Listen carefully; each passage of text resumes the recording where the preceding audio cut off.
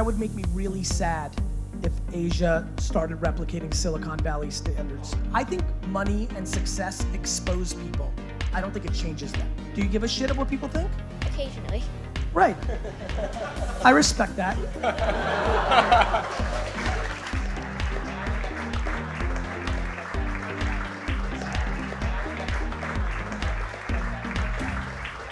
Cool. So before I introduce Gary Vee, I just want to acknowledge Jan. Jan Smejkal made this happen today, and he made it happen just purely through hustling. So while I'd like to give a very, very long introduction to Gary, he needs no introduction. Please welcome the social juggernaut himself, Mr. Gary Vaynerchuk.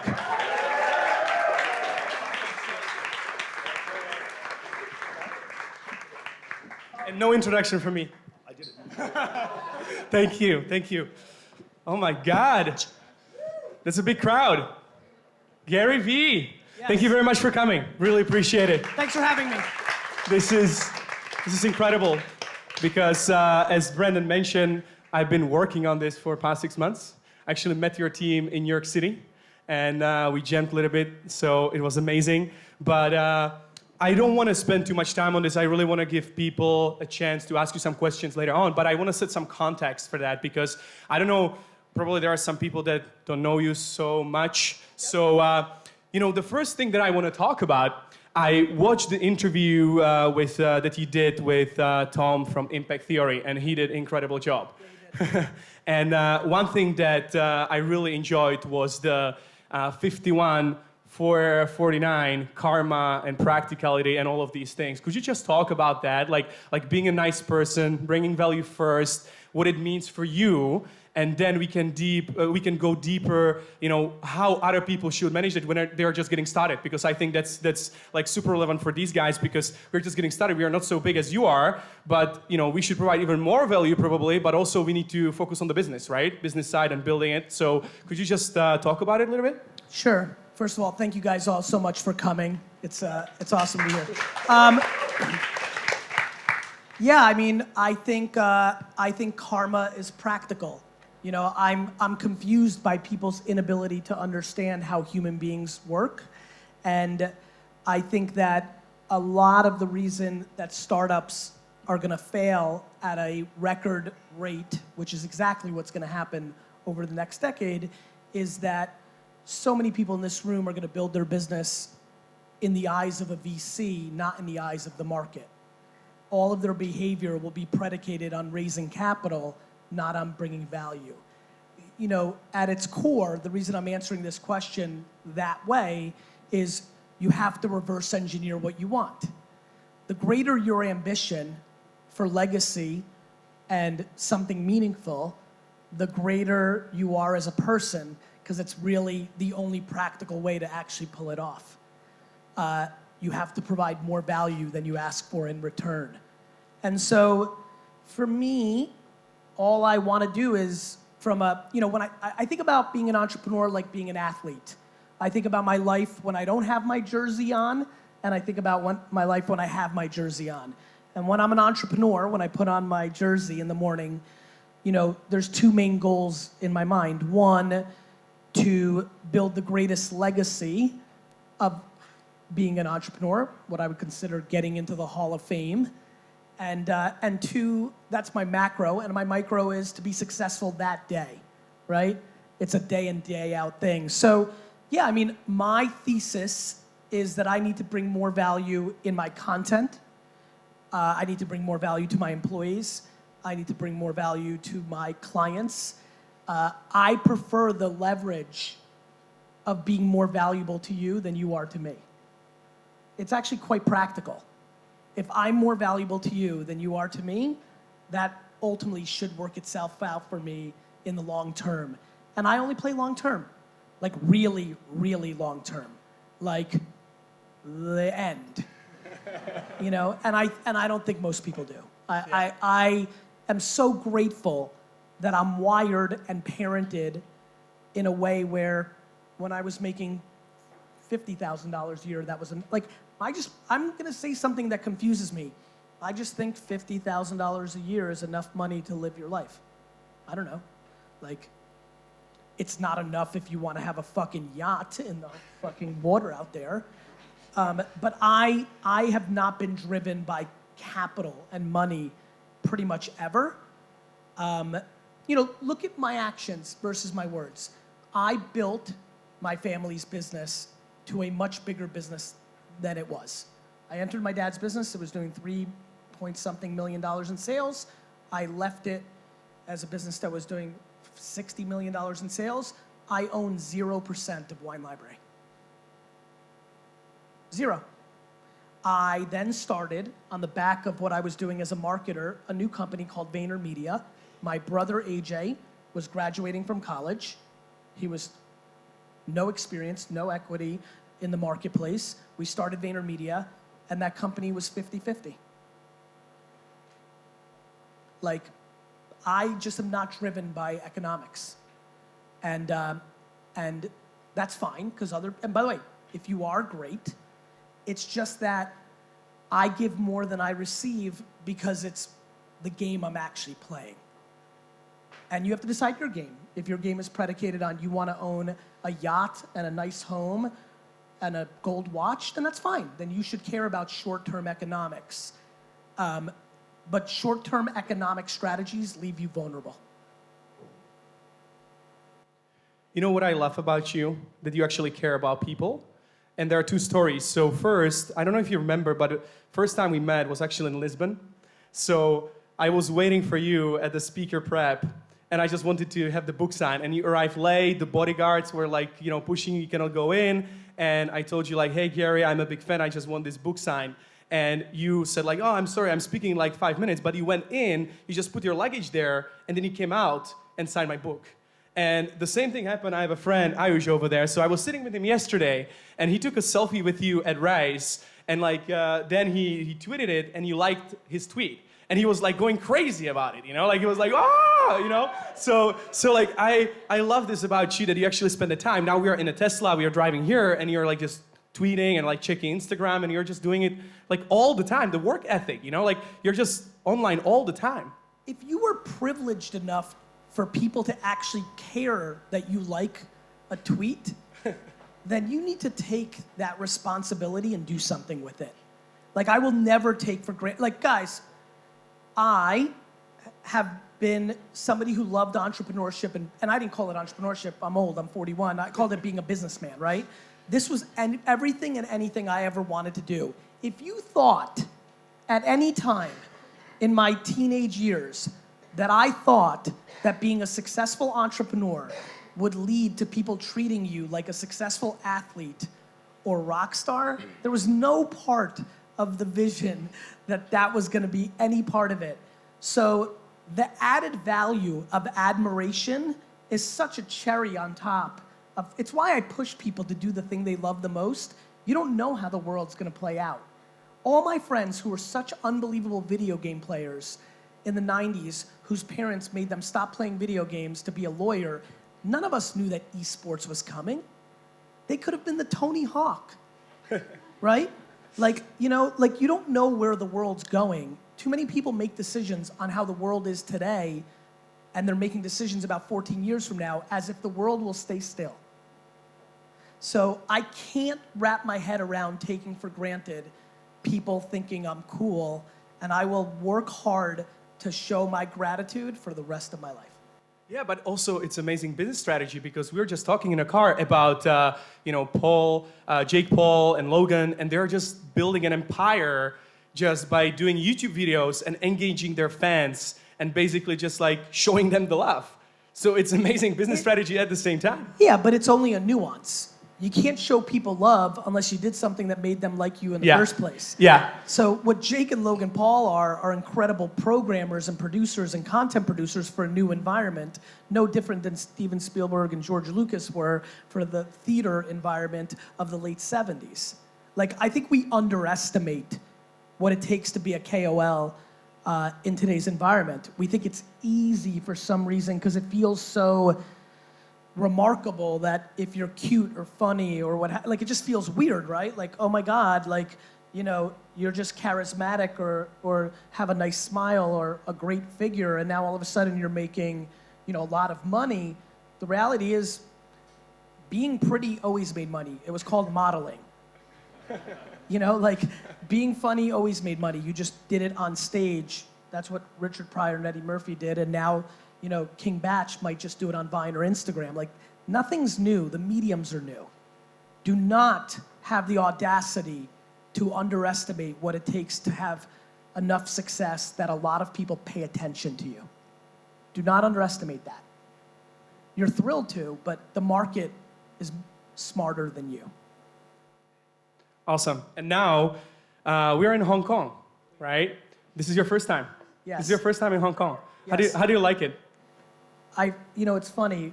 D-Rock and I landed, Yeah. and we didn't even leave baggage claim. It's 5:04 in the morning. We're in baggage claim, and I looked at him and I go, I think I'm gonna fucking love this place. It's been an unbelievable trip. I texted my wife and said we're moving to Hong Kong.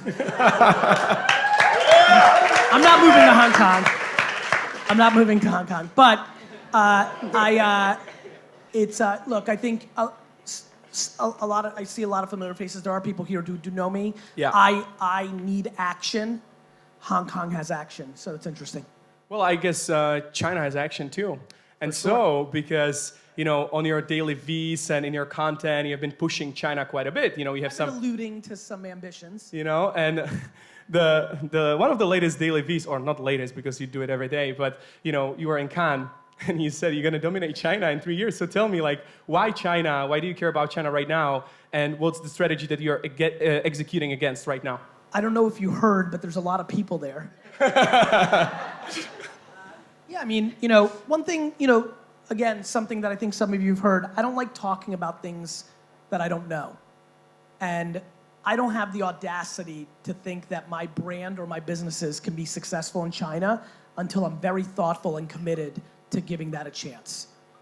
And so, you know, I'm starting to feel good about the infrastructure of the Vayner machine in a US standpoint, in a European standpoint.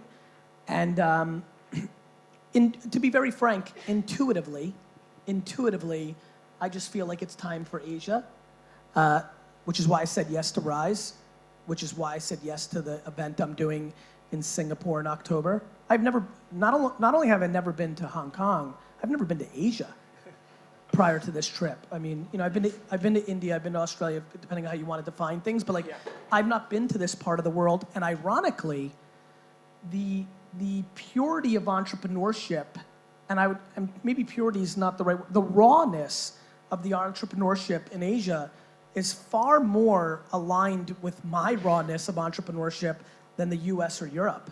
So I think it's going to be very native to me. I'm excited about it. You know, I think I have a humongous advantage in being born in Soviet Russia, so I come with a lot of humility of the amount of work and listening I'm going to have to do over the next 2 to 3 years. I like challenging myself. Yeah. You know, I feel like I'm one of the only people on earth that can literally amass billions of dollars and still be deemed a failure if I don't buy the jets. You know, and so when I shit like I'm going to dominate China in 3 years, that's to motivate me. That's me playing my own game for myself. I think I won't be doing anything close to dominating China over the next 2 years, even though I'm going to put in a lot of work. And then I think I'm going to understand and I'm going to turn it on. And I do think in a 3-year macro, 5-year macro, I'll have some success because I think it's intuitive and native and very aligned with my spirit. And I also think the youth, the entrepreneurial youth of China, both on patience and on their relationship with their parents, are going to get a lot of value out of my content. Awesome. And actually, I just want to follow up on this because, you know, you said you don't like to talk about things that you don't understand, but like this morning we were having breakfast and you actually lunch, after lunch, and you actually know a lot of things about China in terms of like where the KOL industry is and this. How do you do this? Like, do you have people in your team that are doing it for you and then you just analyze, or do you actually read something, or how do you absorb this information? You know, because you're so busy running around the world and, you know, speaking, doing business. So how do you manage this? So D-Rock, right when I got off a stage right now, back at the conference, said to me it's been really cool for him to watch me navigate here over the last 2 days. He asked me, did you read anything about the market? Yeah. I said no. He said, and I think he intuitively understood that was going to be the answer. Listen, you know, the one thing I think if you know who I am, if I say to you the word hustle, that seems very natural. You know I care about that. I talk about that. If I say the word to you smart, that feels foreign because I never speak about it. I rarely, if ever, talk about how smart I am. I mean that. And the reason I don't talk about it is because I don't think that brings you any value. I think making you realize that work ethic is a variable that is far more controllable than almost anything else that is a direct indicator on your success is a valuable conversation. I think me telling you that the answer to your question is that I absorb information so quickly and synthesize it through a filter that is so intuitive that I'm successful at marketing and communications is cool for me, for myself, and I'm happy about it, but not something I speak to. I think I understand human beings, period, end of story, and I understand and I respect cultural differences and nuances, but no matter what, communist Russia, communist China, capitalistic America, capitalistic London, we all have our cultures, but there are so many things that are tried and true human no matter where you are, and I trade on those things. And it doesn't take you long to I had never heard the term KOL 36 hours ago. I call it influencers. Yeah. But if you call it KOL, then I'll call it KOL. Like these are semantics. Influencer marketing is influencer marketing. I want to remind everybody here that I started a Vine agency 4 months after Vine came out, that every person you know in America, globally, outside of China, influencers, I've touched or knew before they blew up. Like my contest picked Logan Paul to be the next Vine star. Like I've been in this. I was an influencer on YouTube in 2006. I was an influencer on Twitter in 2007. These things are tried and true. I'm very good at pattern recognition. I'm very good at human psychology, and I'm extremely good at humility in the early stages when you have to understand the nuances. Amazing. So, guys, because we want to provide some value here, some questions. Who has a question for Gary? Is there any question? Yeah, here. How many hours a night do you sleep? Do you track your sleep or anything like that? I don't track my sleep. I invested in a company called WakeMate, which was an early tracker technology back in the day, 2009. But their first hardware combusted into flames randomly, and so they went out of business. But that was the only time I was close to ever tracking my sleep. I sleep 6 hours a night. I try. I'll sleep more. Fuck, I wish I could sleep all the time. To be very I hate the idea that people think that I'm against sleeping or that sleeping is not cool. Sleeping's fucking important. I am far more passionate about what you're doing when you're awake than I am when you sleep. I'm not worried if you sleep 8 hours a day. I'm worried that you're fucking around the other 16. So I think the sleep conversation needs to be talked about more and defined, and I've been very aggressive. I'm glad, it's a great first question. I'm curious, and by the way, I'm only curious about what you're doing 16 hours a day when your mouth is ahead of your actions. If you're telling me you're gonna build a $100 million company and you have any leisure, I'm calling you out on bullshit. It's hard enough to build $1 million business. One that's actually profitable. So I try to sleep 6, 7, but I get plenty of 4s and 5s. They happen, but I prefer not. I mean, one of the biggest reasons I would think I want to spend more time in Asia is these fucking 16-hour flights. I can get a nice 8, 9, 10, and still get work done. This was literally the happiest day of my year so far was the 16-hour flight here. I hadn't been sleeping much because of serendipity, so I slept 10. Cathay has no Wi-Fi, so I wasn't distracted and ADD'd out, so I had 6 hours of work, got my inbox to 0 for the first time in 5.5 months. I fucking land, fucking rested as shit, inbox 0. I'm like, fuck yeah. Another question here. Cool, thank you. So we know a ton about a lot of your successes. I was curious to know, can you walk us through one of your biggest failures and what you learned from that? I think, look, I've only run 2 businesses in my life, and they're both gonna end up being pretty fucking successful. I think my failures are the things that I didn't do. Like, I don't think anything I operate is gonna fail because I don't have failure behavior. I'm patient and slow, so I'm not overextending myself. I'm not driven by short-term capital, so I'm not overextending myself. I have skill and was making $4,000 a weekend when I was 12 years old selling baseball cards, so I'm a naturally good business salesman. I know how to run my shit. I don't care about what anybody thinks about me, so I never do behavior that postures ahead of what I can afford. So I don't have behavior for operational failure. I think my failures are in all the opportunities that I have. I'm crippled by opportunity. Every single day, I get 3 to 4 emails that are batshit crazy, right? Do this, do that. Take 50% of my company to this, become the face of this TV show, open this office, I'll give you my business, buy this business. Like, I'm crippled by opportunity. I'm saying no so much. So many of those things should have been yeses. So, yeah, I mean, like Travis, right? Travis is the only person I reference in my first book besides my family, yet I pass on Uber's angel round at $4 million valuation twice. You know, my normal $25,000 to $50,000 check, you're talking about $200 to $800 million return. That's a failure.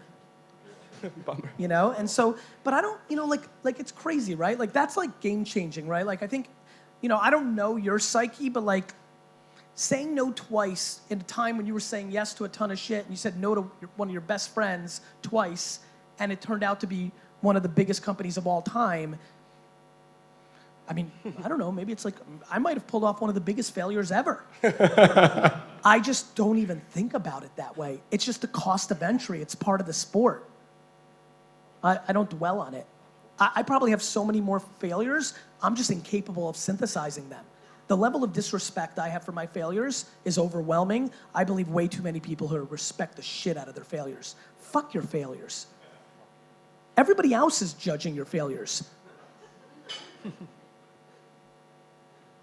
Is there any way how you can train this, like that you don't care about your failures and you know that you let somebody down? I think it's predicated on self-esteem and genuine love for what you're doing, and so I don't know if that's teachable, but I do think there's a framework. If you ask me why my answer was just that, it's that I love losing as much as I love winning because I love the game, and they both are like Uber. You know, I think you've got to read on this. Like, I love it. That's why I talk about it. Yeah. I love it. I fucking love it. And so I think that's one. And then I think self-esteem. I'm confident in a macro that I'll make it up. My vulnerability is being very bitter in my elder years when I don't have as much time. I'm so happy to be doing this that when I know that I get to do this for another 45 years, it's hard for me to be upset about something that happened 5 minutes ago, or last year, or 7 years ago. What I'm worried about, my kryptonite, is being 83, 87, and knowing there's just not 20 years to go, right? Mm-hmm.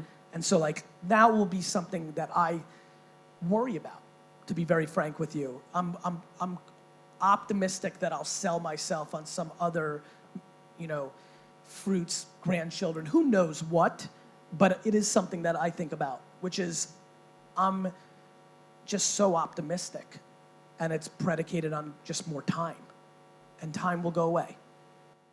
You are, because this morning we had a little bit of mix-up in the morning, and I was like kind of upset, you know, because like you're a busy guy, and I thought like I'm wasting your time if I'm not going to deliver exactly the thing that we agreed on. But you told me like, no, you didn't waste it. You didn't waste my time, and like, you know, we talked about some different stuff, but like, you know, for me, it was like that experience that I cared so much about you and like not letting you down. I think that too many people, so look, I think money and success expose people. I don't think it changes them. So, yeah, like you had some other people that were supposed to join our meeting this morning. Yeah. They didn't show up. I don't think my time is so much more valuable than yours. I just don't. So, I did what I believe in the most, which is I adjusted to the situation. Love it. People didn't show up, and we did some other shit. I mean, awesome. You know, like, I just think that people that would make you feel bad about that, and by the way, plenty of important big people make you feel bad about that. I just think they're fuck faces. you know? I love you. I think they're imposing their insecurities on you when they make you feel bad about that. Awesome. You have a question here. And then... Hey, Gary. Name tag. Name tag. Yeah. I'm not that good. Hello, Madison. Thank you for coming to Hong Kong, sharing your time with us. Of course. Great to have you. You've touched a little bit on intelligence. Of course, that's not what you really want to focus on, evangelizing, work ethic, the hustle. But what about purpose? Because you found the trifecta of harnessing your intelligence, doing the grind, but for people that are still trying to find that purpose so that it's really mission-oriented, so that they can sustain themselves. Yeah. What can you tell us about finding your purpose? I think you need to try to go insular and taste things. Like, purpose is a fancy word for happiness. I think if you break it down, you know, purpose, what's my purpose? What's my why? My homie Simon, right? Yeah, it's semantics. Like for me, you know, I can't stress enough. You have to, again, and I'm gonna keep pounding this because I need you to understand. When I was 5, I thought it was, when I was 7, when I was 9, on a summer day, I'm a kid of the 80s in America, which means you went outside and you played, right? I thought it was more fun to convince, manipulate, whatever semantic word you want to use, my friends into standing behind lemonade stands or ringing people's doorbells and washing their cars. Like, it's my true love, right? Like, and I don't think most people want to follow their true love because A, my true love was building a business that makes money, which is very practical. You know, I think if somebody's true love is music, they haven't figured out how to make it monetizable because they have friction, because their true love is something, but they also want money and stuff. And I think that people waver.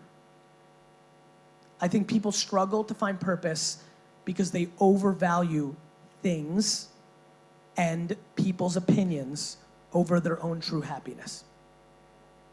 It's as basic as it gets.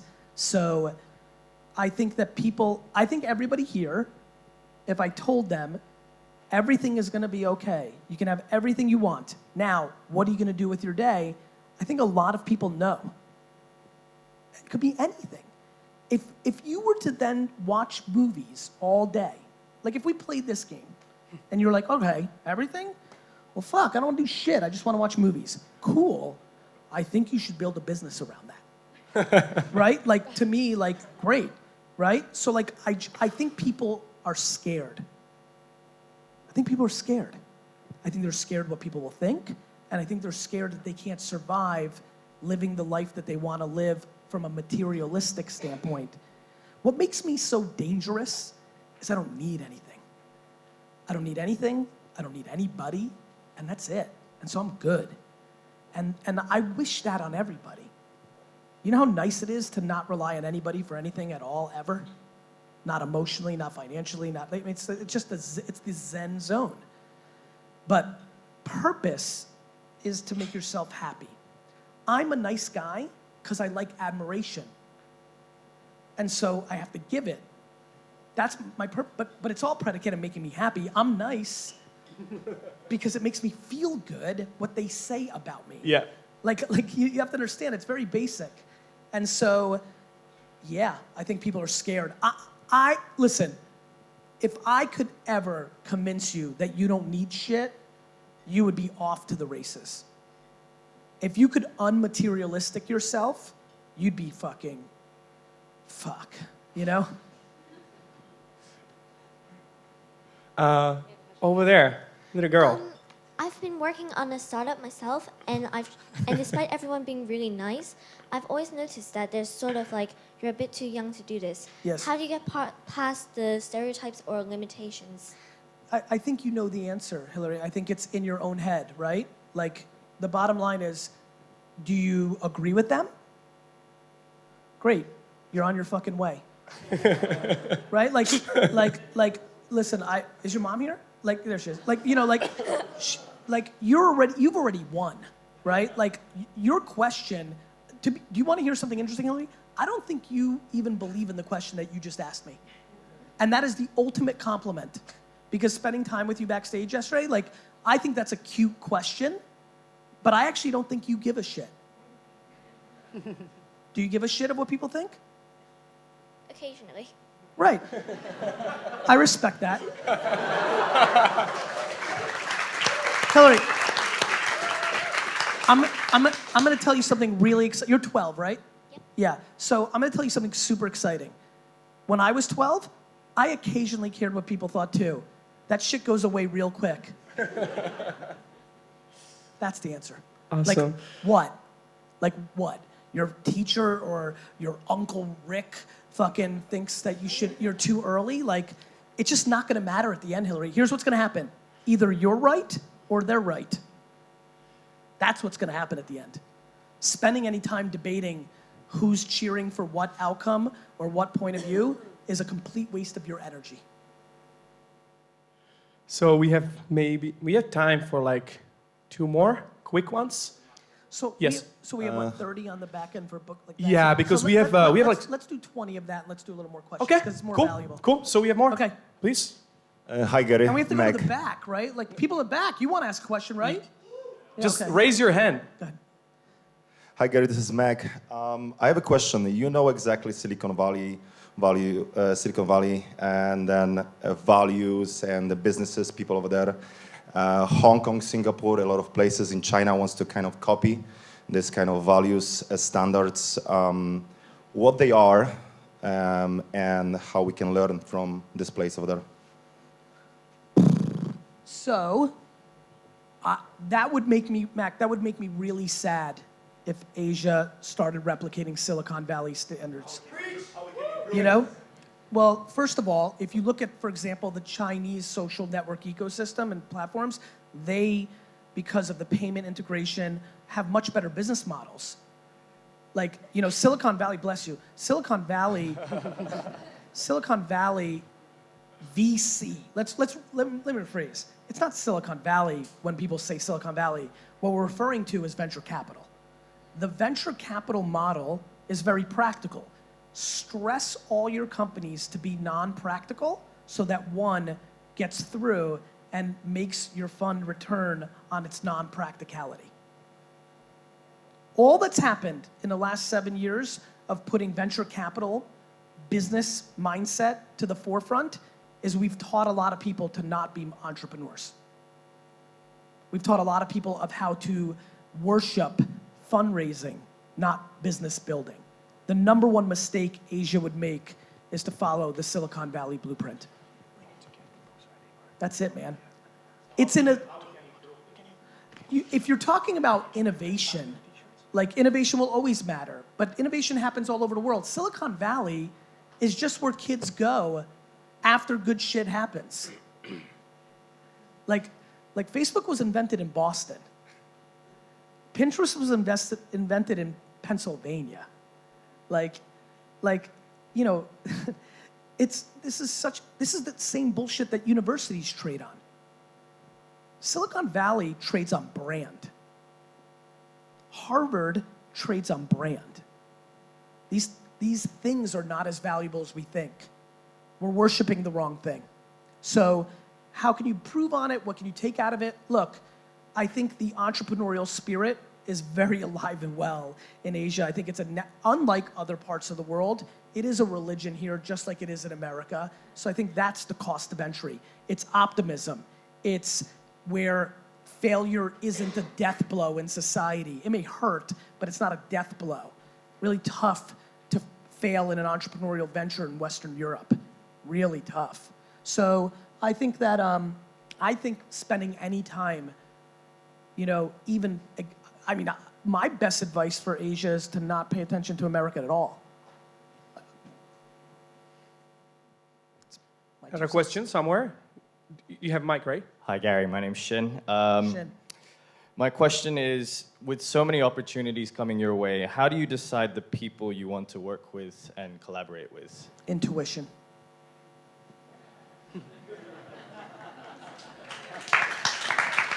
And to be honest with you, what a shit answer, right? Because it brings no value to anybody here other than I just have to tell you the truth. It's fuck. Like, it's what I go on, you know? It's because I'm willing to fire fast. People have their ego tied up into hiring. It's insane. Hiring is such a subtle thing. Partnerships, hiring, and investing, such a subtle thing. People love to be romantic about their judgment and character. Thus, it deems them non-actionable when it most matters. Guys, humility is the game. I've got plenty of bravado and peacocking. I understand why it might be hard to see my humility, but humility is my strength. I intuitively think that person's awesome. I get to hang out with them for a week. I realize they're an idiot. I need to move. Most people disguise it so that people didn't think they made their call wrong in the first place. Cool. Is there any other question? I have a question. Sorry. Thank you so much, Gary, for being here. What is the one question that no one is asking but that everyone should be, in your opinion? God, this has been such a tough question when it's come up. It really is. This is one of the toughest questions. To really answer your question properly, the question they should be asking is the thing that they're most scared to say out loud. The question they should be asking is, hey, Gary, it's Shin here. So my dad is insecure, and thus it's manifested in a way where he's making me do this. I love my dad, but I don't want to do this. And it's causing real friction in my household. And my mom is of a generation that she blindly listens to my dad, and this feels very toxic. What should I do? That's the question. And every other question that looks like it, right? The question that should be asked is the one that nobody wants to say out loud because it exposes them. Over there, in the back. Hello, Gary. Hey. How are you? Very well. I'm from China. Good. Actually, I'm with your Chinese translation team here. So my question is about about the retail business. Retail. Yeah. So for the past 10 days, there has been an article on WeChat. It's been reposted by the 2,800 accounts and read 100 million times. I hope. Small numbers by China standards. Okay. I'm kidding. Go ahead. It's kind of big on WeChat. Yeah, go ahead. By the way, I really wish that it was one of your articles, but we'll see. Okay. It's about the new supermarket that Alibaba has recently opened. Okay. There's no human being on it.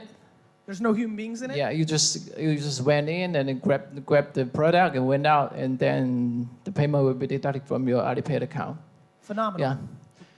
I can literally not wait for the robots to kill all of us. Okay. Sounds good. Sounds good. Thank you. So the online giants, they're going back to offline. The similar case would be Amazon opened the first physical store back in 2015 in Seattle. And a few weeks ago, Amazon just bought the Whole Foods. Yeah. So the giants, the online giants, they have all the money and resources to do that. That's good. Yeah, it's good. My question is just... you know how this all plays out, right? Yeah. Consolidation and then fragmentation. Consolidation so and then fragmentation. It's going to be the next generation of retail business? Of course. My man, what always happens in the history of time of capitalism is once in a generation entrepreneurs come and gobble up the landscape and become the legendary figures of their generation. And then they either get fat and slow and young companies find angles within it, or they die. And then different people come and run the company that suck. But these are just cycles. Yeah. We had a new frontier. It was called the internet. It changed everything. It's still very young. Pioneers land grabbed the same way that people bought up property thousands of years ago, hundreds of years ago, right? And then the Ma's and the Bezoses, they become these iconic people. Then they either die or stop running the companies. And then youngsters see the vulnerabilities in the new thing. Do you understand that in 20 years, there'll be virtual reality, and then every piece of infrastructure in our physical and internet world will become vulnerable, and there'll be new people that land grab, and the new Ma's and the Bezoses, Karen Ma is gonna start a virtual world where she owns all of the retail world because everything now becomes virtual because that's how we communicate in an augmented, world. And so, cool. Yeah. So Great. I'm my glad I don't follow-up have to take out question my is- fucking wallet going to fucking the store. Yeah, totally. So my- what's the question? So, as the trend is coming, what is the potential threat and opportunity for the individual online retailers? The littler ones? The individual, like you encourage people to sell things on eBay, so there's a lot of. My man, how much do you think Amazon and Alibaba and everybody else, what percentage of every transaction in the world do you think they'll ultimately own? I have no fucking idea. No problem. Let me give you an answer. Not enough to allow trillions of people to make tons of money. Yeah, sure. Makes sense. The end. Thanks. You're welcome. I guess we have time for one more, and then we need to move on because you have other meetings. Okay. So one more, guys.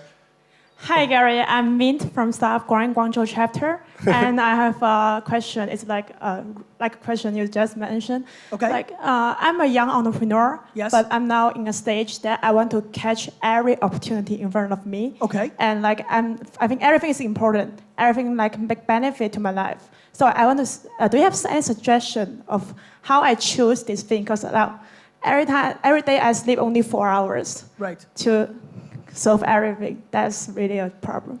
I think the answer is to not judge yourself. Not judge myself. That's right. So you're deploying 20 hours of taking advantage of all these opportunities, right? Yeah. The reason you asked me that question is you're laying at bed right before you go to sleep for your 4 hours and you're questioning yourself if you did the right things with those 20 hours instead of the other things you could have done, right? Mm-hmm. So you're judging yourself. Okay. So the punchline to that question and answer is this. You will never be able to do everything. Okay. You have unlimited, you're such a fortunate young woman. You have unlimited, you're crippled by opportunity. Yeah. So just do as much shit as you can in your 20 hours and then wake up the next morning and do it again, but never think about it ever again. Okay, sure. Thanks. Okay, good. So 10 seconds, 10 seconds, 10-second question if you have over there. Yeah. Yes, awesome. I don't know if this is going to be quick. I'm Adrian, Adrian. Gary. So taking a slightly different turn, with all the entrepreneurial stuff that you do, what's the biggest tip you have with dealing with your wife? And what do you not compromise on with your kids? So two things. With my wife and with any relationship you have, you first have to make yourself happy because if you're not happy, you have vulnerability to the entire ecosystem. So this is something that is super politically incorrect. This is not the answer that most people hear or want, but I'm selfish, which allows me to be selfless.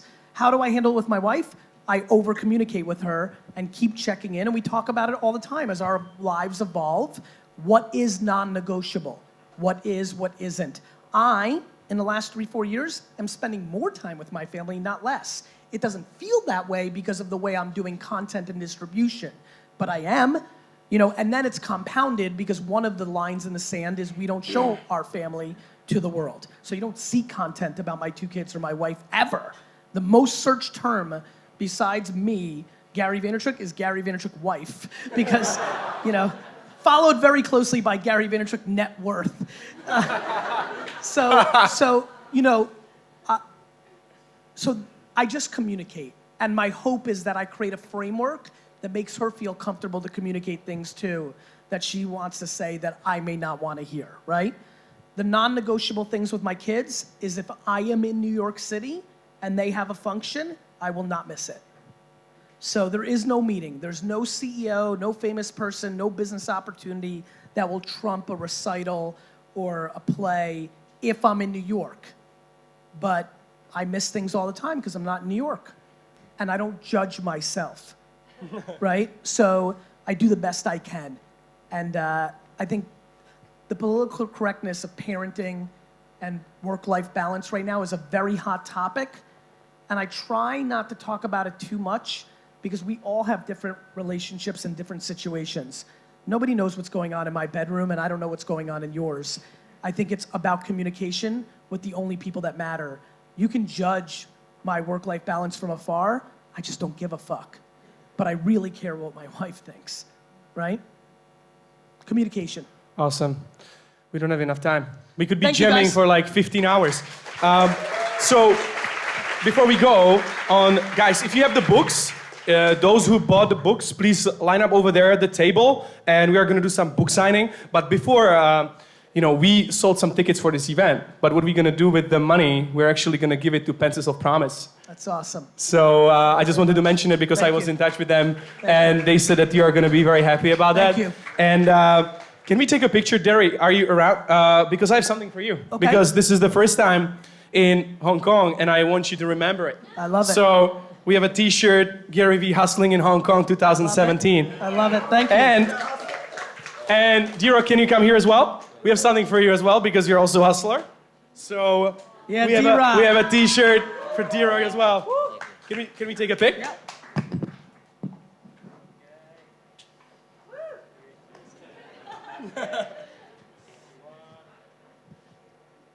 Awesome. Thank you. Thank you guys so much for listening.